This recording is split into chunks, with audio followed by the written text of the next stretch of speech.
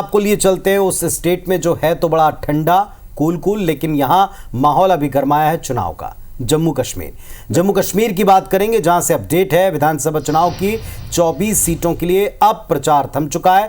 First phase के तहत 18 तारीख को 219 उम्मीदवार मैदान में हैं।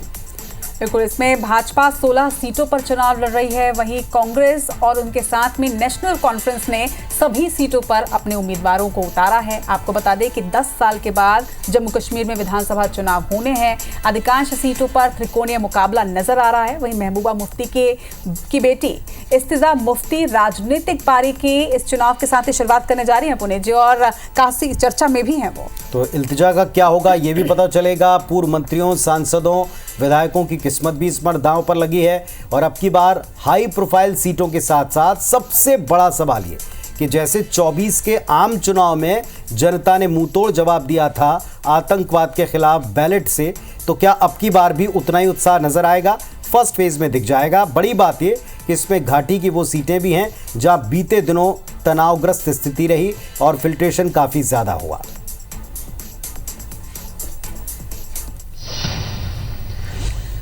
तो जम्मू कश्मीर में विधानसभा चुनाव होने हैं और पहले चरण के प्रचार का आज आखिरी दिन था। आपको बता दें कि 18 सितंबर को कश्मीर की आवाम 24 विधानसभा सीटों पर मतदान के जरिए अपनी पसंद को ईवीएम में कैद करेगी। आखिरी दिन होने के चलते सभी पार्टियों ने आज प्रचार में पूरी ताकत झोंक दी। देश के गृह मंत्री अमित शाह ने भी यहां हुंकार भरी, तो वहीं पीडीपी और नेशनल कॉन्फ्रेंस ने भी प्रचार में कोई कसर नहीं छोड़ी यहां। और इस दौरान सबके अपने अपने सियासी अस्त्र दिखाई पड़े हैं। किसने क्या कहा और किस तरह का दावा किया, देखिए जरा इस रिपोर्ट में।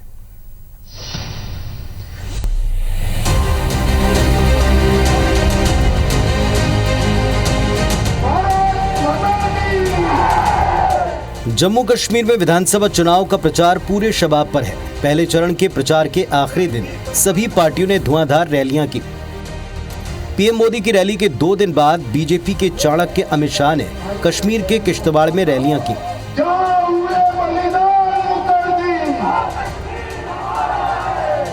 शाह के निशाने पर धारा 370 तो थी ही।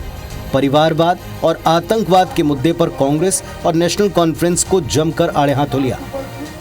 3 पीढ़ी का रिश्ता ये अब्दुल्ला और गांधी का है। कभी इंदिरा जी शेख अब्दुल्ला को सालों तक जेल में डालती हैं, कभी राजीव गांधी उनसे समझौता करते हैं। मोदी जी के सामने जीतने के लिए ये राहुल और उमर इलू इलू कर रहे हैं, भैया इलू इलू कर रहे हैं। वो कह रहे हैं कि अगर हमारी सरकार आई तो हम आरक्षण पर पुनः विचार करेंगे। उनकी सरकार आई तो आरक्षण को हटा देंगे। केंद्रीय गृह मंत्री अमित शाह ने बीजेपी के पक्ष में चुनाव प्रचार में माहौल बनाया, तो कांग्रेस, नेशनल कॉन्फ्रेंस और पीडीपी नेताओं ने भी जोर शोर से प्रचार शुरू कर दिया है। पार्टियों ने अपना अपना एजेंडा जनता के सामने रखते हुए बेहतर प्रदर्शन का दावा किया।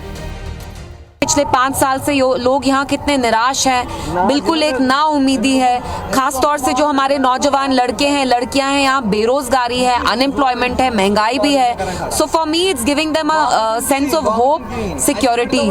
पीडीपी का मैनिफेस्टो तो इससे भी और आगे था। आज तो वो कहते हैं 370 को बहाल करने के लिए हम जदोजहद करेंगे। बहाल तो स्टेट की पार्टी नहीं कर सकती, लेकिन वो सेंटर के करेंगे। सेंटर में तो ये बैठी वो तो 370 तो आइन का संविधान था, संविधान का एक आर्टिकल है। जम्मू कश्मीर में 18 सितंबर को पहले फेज की जिन 24 सीटों पर वोट पड़ेंगे उनमें 16 सीटें कश्मीर घाटी की हैं। वहीं जम्मू की 8 सीटों पर भी वोट डाले जाएंगे। घाटी की हवा का रुख किस तरफ है, इसका अनुमान लगाना फिलहाल बेहद मुश्किल है। कांग्रेस और नेशनल कॉन्फ्रेंस को छोड़ दें तो सभी पार्टियां अकेले अपने दम पर चुनाव मैदान में हैं। अब सवाल ये, 10 साल बाद घाटी में हो रहे चुनावी दंगल में कौन किसे चित करता है, किसके सर जीत का सेहरा बनता है। Bureau report, IBC 24।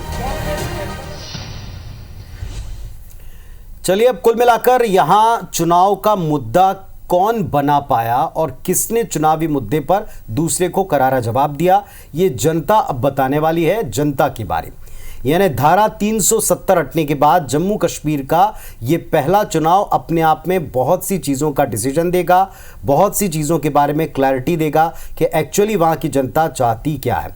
अब आपको बताते हैं कि इसके पहले 10 साल पहले जब 2014 में चुनाव हुए थे तब फिर क्या स्थितियां रही थी, कैसे हालात थे। 2014 में इसका पहला चुनाव हुआ। जम्मू कश्मीर में 87 सीटें उस वक्त हुआ करती थी। बिल्कुल, अगर 2014 के नतीजों की बात करें तो उस वक्त पीडीपी ने सबसे ज्यादा 28 सीटें जीती थी। उनका वोट शेयर 22.9% था। वही अगर बात करें बीजेपी के खाते की तो बीजेपी में के पास 25 सीटें उस वक्त आई थी और उसका वोट शेयर 23.2% था। तीसरे नंबर पर नेशनल कॉन्फ्रेंस पार्टी थी जो कि 21% वोट शेयर के साथ सिर्फ 15 सीट पर काबिज हो पाई थी। वही चौथे नंबर पर कांग्रेस थी जो कि 12 सीट जीती थी और 18.2% वोट उसे मिले थे। इसके बाद निर्दलीय 3 और 4 उनके खाते में सीटें गई थी। लेकिन अब की बार जैसा रचना भी हम देख रहे हैं कि हर एक सीट के ऊपर त्रिकोणीय मुकाबला है और सिर्फ नेशनल कॉन्फ्रेंस और कांग्रेस ये दो ऐसे दल हैं जिन्होंने आपस में हाथ मिलाए, गठबंधन किया है। बाकी के दल सभी सीटों पर नहीं लड़ रहे हैं, लेकिन वहां पर कुछ जगहों के ऊपर जो फ्रेंडली फाइट इन दोनों गठबंधन वाले दलों की है, वहां तीसरों के लिए बड़ा मौका देखा जा रहा है। इन सब के लिए कितना अवसर कश्मीर की जनता बनाने वाली है, ये देखने वाली स्थिति होगी। तो ये है फिलहाल जम्मू कश्मीर की स्थिति।